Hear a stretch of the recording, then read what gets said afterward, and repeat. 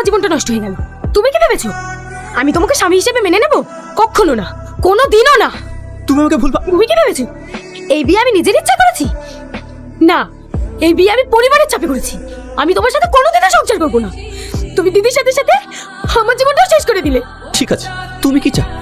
মুক্তি, মুক্তি চাই। এই নাও ডিভোর্স পেপার। ঠিক আছে, আমি তোমায় মুক্ত করে দিচ্ছি।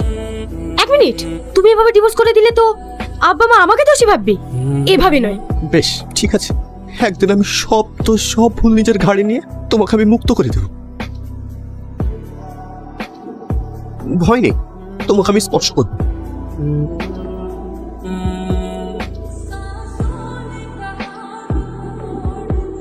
যাই বলো, এতদিন পর আবার এই সংসারটা পরিপূর্ণ হয়ে উঠেছে। বৌমা, তোমার শরীর খারাপ নাকি? না না, তাহলে এরকম লাগছে কেন তোমার? না না, আমি ঠিক আছি। তুমি কি ভেবেছো এইসব গিফট দিয়ে আমাকে মানিয়ে নেবে? কখনো না। ফুল, চকলেট, কেক, তুমি কি করে জানলে আমি এসব পছন্দ করি? হ্যাপি বার্থডে স্নেহা, জন্মদিনের অনেক শুভেচ্ছা রইল। তোমার দিদির মুখ থেকে শুনেছিলাম তুমি এগুলো পছন্দ করো। যদি কোনো ভুল করে থাকি, আই এম সো সরি। দেখ দেখ কে আসছে। শালা, জীবন তো এখন ওর। একটা বউ মরতে মরতে আরেকটা বিকেলে চলে এসছে।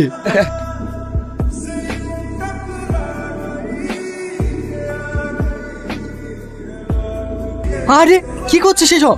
সবকিছু কি নিজের ইচ্ছা মতো হয়? নেহা চলে যাক সেটা তো আমি চাই। নেহা চলে গেল তো এটাই হয়।